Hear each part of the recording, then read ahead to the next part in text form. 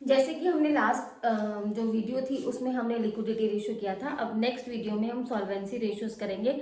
जैसे first video में मैंने आपको बताया था कि इसकी जो 4 क्लासिफिकेशन होती है, मतलब 4 कैटेगरीज में हम रेशियोज को डिवाइड करते हैं। तो जो फर्स्ट थी वो थी लिक्विडिटी रेशियो, एंड जो सेकेंड है वो है आपकी सॉल्वेंसी रेशियो, जिसको हम लॉन्ग टर्म सॉल्वेंसी रेशियोज भी बोलते हैं। तो इसमें जो फर्स्ट रेशियो हम करेंगे वो हम करेंगे डेट टू इक्विटी। इसका जो फॉर्मूला होता है वो क्या होता है, डेट अपॉन इक्विटी। अब डेट इसमें क्या होता है, long term borrowings plus long term provisions. और डेट क्या होता है, total liabilities minus current liabilities. और डेट क्या होता है, कैपिटल एम्प्लॉयड माइनस इक्विटी। अरे मैम कितने फॉर्मूलाज लर्न करेंगे, हम तो फॉर्मूलाज ही भूल जाएंगे वहां पर, तो उसके लिए मैं आपको लास्ट में एक टेक्निक बताऊंगी। सिर्फ आप अभी सुनिए। जो कैपिटल एम्प्लॉयड है वो क्या होता है, डेट प्लस इक्विटी। फिर कैपिटल एम्प्लॉयड क्या होता है, non current assets plus working capital. और मैम इतने फॉर्मूलाज तो लर्न नहीं होंगे, तो उसके लिए आप क्या करोगे, जो कैपिटल एम्प्लॉयड है उसको कैसे निकालते हैं वो मैं आपको सिखाती हूँ। जैसे मैंने आपको क्या बोला, यहाँ पर जो कैप डेट है वो क्या होता है, कैपिटल एम्प्लॉयड माइनस इक्विटी। ये तो हमने कर लिया, अभी हम बात कर रहे हैं कैपिटल एम्प्लॉयड की, डेट प्लस इक्विटी। अब इसमें डेट क्या है ये, और इक्विटी क्या है, equity plus reserve and surplus. और नेक्स्ट मैं बोल रही हूँ कि अब ये ध्यान में रखना है, जो कैपिटल एम्प्लॉयड होता है उसमें जितने भी लॉन्ग टर्म डेट इन्वॉल्व होते हैं वो होता है, एंड सेकंड नंबर पे इसमें जितनी भी इक्विटी होती है वो रहती है। तो कहने का मतलब जो कैपिटल एम्प्लॉयड है that is the combination of debt plus equity. लेकिन एक अदर वे भी होता है, जैसे सपोज जैसे मैंने आपको बताया कि जैसे लॉन्ग टर्म, ये तो पता नहीं होगा डायरेक्टली तो तुम्हें डेट, लॉन्ग टर्म डेट या इक्विटी हो सकता है ना गिवन हो, तो आपको एक अदर इंफॉर्मेशन क्या हो सकती है, करंट एसेट से, या तो आपको लायबिलिटी साइड की इंफॉर्मेशन गिवन होगी या आपको एसेट साइड की इंफॉर्मेशन। अब यहाँ पर जैसे सपोज ये तो डायरेक्ट इंफॉर्मेशन अगर है तो हम इक्विटी और लायबिलिटी को क्या कर देंगे, यहाँ पर प्लस कर देंगे। लेकिन अगर मेरे पास डायरेक्ट इंफॉर्मेशन नहीं है तो हम क्या करेंगे, लाइक एसेट गिवन है तो उस केस में हम क्या करेंगे, नॉन करंट एसेट्स में, ठीक है। अब देखो जो बैलेंस शीट होता है वो किसका कॉम्बिनेशन होता है, equity reserve and surplus plus non current liability plus current liability, non current assets and current assets. Almost इसी चीज से हमारी बैलेंस शीट होती है। देखो जो कंपनी की बैलेंस शीट होती है वो वर्टिकल होती है, ये वाली बैलेंस शीट रेशियो एनालिसिस में नहीं बनती है, ये कंपनीज में नहीं बनती है। बट ये मैंने अगर सिंपल बैलेंस शीट आपको यहाँ पर बता रही हूँ, ये पी फॉर्म में बता रही हूँ कि एक तरफ लायबिलिटीज है और एक तरफ एसेट्स है। इसको आप ऐसे फॉलो नहीं करोगे, बस मैं सिर्फ समझाने के लिए आपको बता रही हूँ। अब इसमें इक्विटी फॉलो कैसे नहीं करना, मतलब बैलेंस शीट ये नहीं बनानी है। बैलेंस शीट इसमें वर्टिकल फॉर्म में होती है, जो ये तो नॉर्मल एक फॉर्म है जो नॉर्मल हम प्रोप्राइटरशिप में और मतलब इनमें बैलेंस शीट यूज करते हैं, लेकिन कंपनीज की बैलेंस शीट जो होती है वो वर्टिकल होती है। तो इस केस में हम क्या करेंगे, इक्विटी और रिजर्व्स और नॉन करंट लायबिलिटीज जो भी डेट और इक्विटी मिलके हमारी क्या बनाते हैं, कैपिटल एम्प्लॉयड। लेकिन मैंने आपको बोला कि करंट एसेट से हम कैसे बनाएंगे। देखो अब मुझे कौन सा क्वेश्चन चाहिए, मुझे ये वाला क्वेश्चन चाहिए, राइट। अब मेरे पास इंफॉर्मेशन एसेट साइड की गिवन है, तो अब क्या करोगे, non current assets plus current assets minus current liabilities. अगर मैं इन दोनों को प्लस कर देती हूँ और इसमें से लाइबिलिटीज को क्या कर देती हूँ, माइनस कर देती हूँ, तो ऑटोमेटिकली मेरे पास ये पोर्शन रह जाएगा। तो इस पोर्शन को मैं क्या कहती हूँ, कैपिटल एम्प्लॉयड। अब इस पोर्शन, अब इसमें हम, लेकिन यहाँ पर जो कैपिटल एम्प्लॉयड है वहां पर क्या लिखा है, non current asset plus working capital.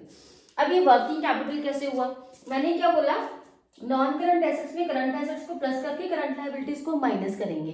तो इस केस में अगर हम करंट एसेट्स में से करंट लायबिलिटीज को माइनस करते हैं तो ऑटोमेटिकली मेरे पास ही वर्किंग कैपिटल ही आता है। तो मतलब नॉन करंट एसेट्स में अगर हम प्लस वर्किंग कैपिटल कर देते हैं, या हम करंट एसेट्स प्लस करके माइनस करंट लायबिलिटीज को माइनस कर देते हैं, मतलब दोनों को प्लस करके और करंट लायबिलिटीज को माइनस करते हैं, तब भी मेरे पास क्या आ जाएगी, कैपिटल एम्प्लॉयड। देखो ये वाला ट्विस्ट तो मैंने आपका एक सिंपल बैलेंस शीट बना के खत्म कर दिया। अब मैं बताऊंगी आपको कि ये वाली चीज आपको कैसे लर्न करनी है with the help of balance sheet और एक शॉर्ट ट्रिक्स कुछ मैं इससे रिलेटेड बताऊंगी कि कैसे आपको इन सब चीजों को मतलब बिना लर्न करे समझ के कैसे करना है। जैसे मैंने आपको बोला कि अब मैं आपको डेट के बारे में बताऊंगी। डेट हमेशा जो होता है लॉन्ग टर्म ही होता है, long term borrowings plus long term provisions. अब इसमें डेट जो होगा, अब इसमें मैंने क्या लिखा, total liabilities minus current liabilities. जैसे मैंने डेट में बोला कि नॉन करंट प्लस करंट दोनों है, तो इसमें से अगर मैं करंट हटा दूंगी, करंट हटा दूंगी मतलब करंट को माइनस कर दूंगी, टोटल में ये दोनों मिलके टोटल बनता है। ठीक है, अगर मैं इसमें से करंट को हटा दूंगी तो ऑटोमेटिकली मेरे पास लॉन्ग टर्म आ जाएगी, मतलब डेट आ जाएगा। Debt equal to what, capital employed minus equity. अब इसके लिए मैं आपको एक बात बता दूं, देखो कैपिटल एम्प्लॉयड क्या होता है, डेट प्लस इक्विटी, ये तो आपको पता है। डेट प्लस इक्विटी मैंने लास्ट उसमें अभी मैंने बताया था थोड़ी देर पहले। अब डेट प्लस इक्विटी है कैपिटल एम्प्लॉयड। अगर debt plus equity capital employed है, मतलब डेट, ये वाला डेट हो गया, डेट इसमें कौन सा आ जाएगा आपका, खाली लॉन्ग टर्म। ये होता है आपका डेट प्लस इक्विटी, ये पोर्शन होता है आपका कैपिटल एम्प्लॉयड का। ठीक है, अब मैं कैपिटल एम्प्लॉयड, अब मुझे क्या चाहिए, डेट चाहिए, मुझे सिर्फ ये चीज चाहिए, दिस वन। ठीक है, मुझे क्या चाहिए, सिर्फ डेट वाला पोर्शन चाहिए। लेकिन जो कैपिटल एम्प्लॉयड है, कैपिटल एम्प्लॉयड में ये दोनों चीजें इंक्लूड है। तो अगर मैं इसमें से ये हटा दूंगी, ऊपर वाला मतलब इक्विटी हटा दूंगी, तो ऑटोमेटिकली मेरे पास क्या आ जाएगा, डेट। तो ये भी एक शॉर्टकट है ना, मतलब बैलेंस शीट से हम इसको समझ पा रहे हैं कि कैसे हम डेट के फॉर्मूलाज को फाइंड आउट कर सकते हैं। ये हमारा अब डेट का तो क्लियर हो गया कि debt equal to long term borrowing plus long term provision. दूसरा डेट टोटल लायबिलिटीज में से हम करंट हटा देंगे। तीसरा डेट कैपिटल एम्प्लॉयड में से हम इक्विटी हटा देंगे। मैंने बैलेंस शीट की हेल्प से आप लोगों को समझा दिया। अब जो नेक्स्ट टर्म आती है वो आती है, देखो डेट तो हमने एक्सप्लेन कर दिया अच्छे से। अब जो नेक्स्ट टर्म आती है वो आती है इक्विटी। अब इक्विटी क्या होती है अब ये भी हम बैलेंस शीट की हेल्प से समझेंगे। Equity equal to what, equity क्या होती है, इक्विटी मतलब क्या होती है, जो शेयर्स होते हैं प्लस रिजर्व एंड सरप्लस। मतलब इक्विटी में क्या आएगा आपका, share capital plus reserve and surplus. ये आपका क्या हो गया, इक्विटी पोर्शन। ये तो समझ आ गया। अगर डायरेक्टली मुझे गिवन हुआ तो मैं क्या करूंगी, कभी भी खाली शेयर कैपिटल को प्लस मत करना, इक्विटी को भी प्लस करना, तो सॉरी रिजर्व एंड सरप्लस को भी प्लस करना, तो दोनों को मिला के ही आपकी शेयर कैपिटल होती है। ठीक है, तो equity equal to share capital plus reserve and surplus. लेकिन प्रॉब्लम यही है कि अब मुझे पोर्शन तो यही वाला चाहिए, राइट। लेकिन अगर समटाइम मेरे पास डायरेक्ट इन्फॉर्मेशन गिवन नहीं होती, मेरे पास एसेट की तरफ से इन्फॉर्मेशन गिवन होती है। वो कैसे, देखो अब मैं क्या करूंगी, अगर मेरे पास या तो क्या गिवन होगा टोटल एसेट्स, या क्या गिवन होगा non current assets plus current. अब मैं क्या करूंगी, नॉन करंट एसेट्स में प्लस क्या कर दूंगी, करंट एसेट्स। ठीक है, नॉन करंट एसेट्स में प्लस क्या कर दूंगी, करंट एसेट्स। उसमें से फिर क्या करूंगी, करंट लायबिलिटीज को माइनस कर दूंगी, नॉन करंट लायबिलिटीज को माइनस कर दूंगी, तो ऑटोमेटिक मेरे पास ये आ जाएगा। मतलब मैंने क्या किया, इस पोर्शन को प्लस किया, दोनों को, इसको माइनस कर दिया, इसको भी माइनस कर दिया, तो ऑटोमेटिकली मेरे पास ये बच जाएगा। तो ये एक अदर वे हो गया जिस तरीके से, मतलब इस तरीके से भी हम किसकी वैल्यू को निकाल सकते हैं, इक्विटी की वैल्यू को। अब ये देखो यहाँ पर मैंने क्या लिखा, non current assets, non current assets में tangible plus intangible plus non current investment plus long term loans and advances आते हैं। ये तो पता ही होगा, ये तो हम 11 से पढ़ते हुए आ रहे हैं।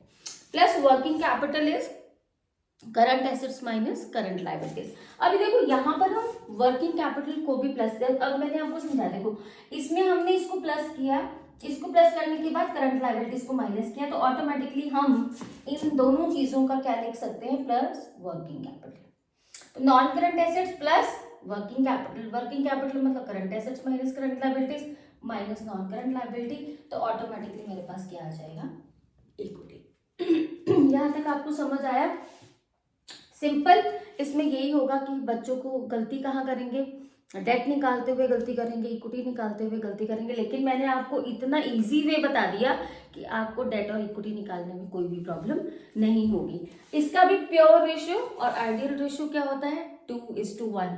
मुझे कमेंट बॉक्स में ये बताना कि 2:1 किसका आइडियल रेशो था, करंट रेशो का कि क्विक रेशो का।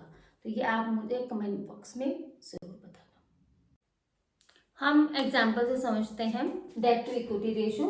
जैसे मैंने एक एग्जाम्पल लिया है, इसमें फिक्स एफ ए मतलब fixed asset gross 6 lakh, accumulated depreciation, non current investment, long term loans and advances, current assets, current liabilities, long term borrowings and long term provisions. अब इसकी हेल्प से मुझे क्या निकालना है, डेट एंड इक्विटी।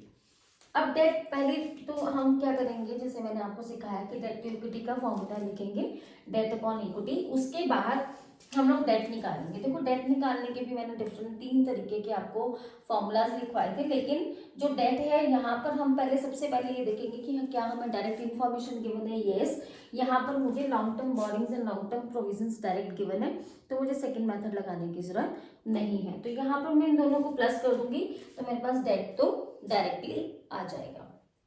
अब उसके बाद नेक्स्ट आता है इक्विटी। अब इक्विटी के लिए मैंने आपको क्या बोला था कि equity plus reserve and surplus. अब देखो आपको कहीं दिखाई दे रहा है, नहीं दिखाई दे रहा।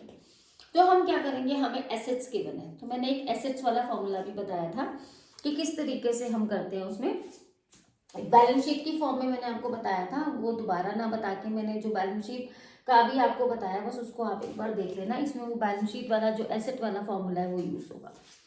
उसमें मैंने क्या बोला था कि इक्विटी निकालने के लिए, चलो मैं थोड़ा सा बताती हूँ। जैसे ये बैलेंस शीट है नॉर्मल, तो मुझे ये वाला पोर्शन चाहिए, equity plus reserve and surplus, ये वाला ऊपर वाला पोर्शन।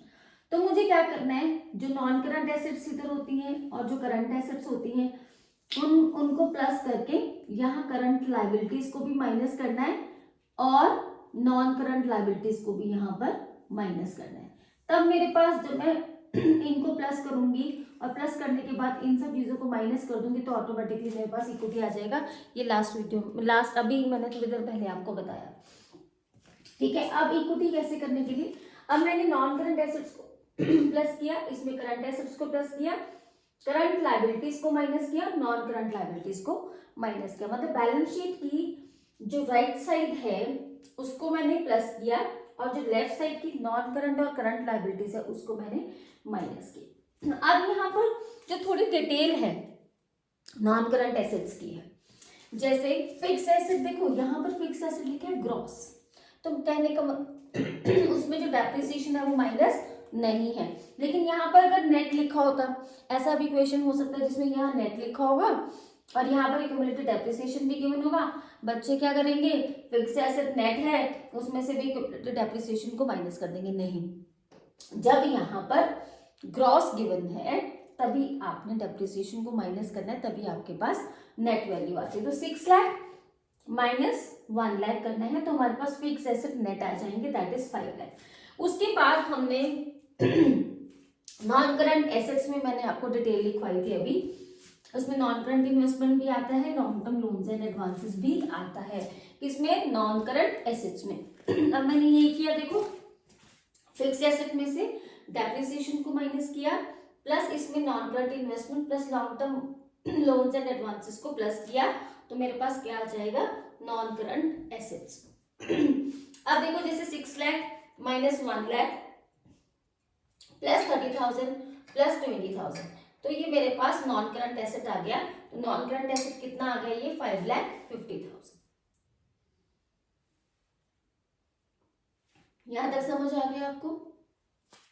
ये मैंने खाली अभी ये वाला पोर्शन लिखा था। अब इसमें मैंने करंट एसेट्स को क्या करना है, प्लस करंट एसेट्स मेरे पास कितने गिवन है 2,50,000। उसके बाद मैंने करंट लायबिलिटीज को माइनस करना है, करंट लायबिलिटीज मेरे पास क्वेश्चन में कितनी है 2 लाख। फिर उसके बाद मैंने नॉन करंट लायबिलिटीज को माइनस करना है जो मेरे पास कितनी है 4 लाख। देखो इधर मैं मार्कर रख रही हूँ और इधर फिंगर से पॉइंट करके आपको बता रही हूँ कि क्या क्या, मतलब क्या क्या चीजें मैंने, कौन कौन सी अमाउंट मैंने ली है। तो यहां से क्या किया मैंने, ये है मेरे पास non current assets plus current assets minus current liabilities minus non current liabilities, तो मेरे पास क्या आ जाएगा, ये equity, that is of ₹2 lakh. अब मैं क्या करूंगी, डेट मुझे पता चल गया 4 लाख, इक्विटी मुझे पता चल गई 2 लाख।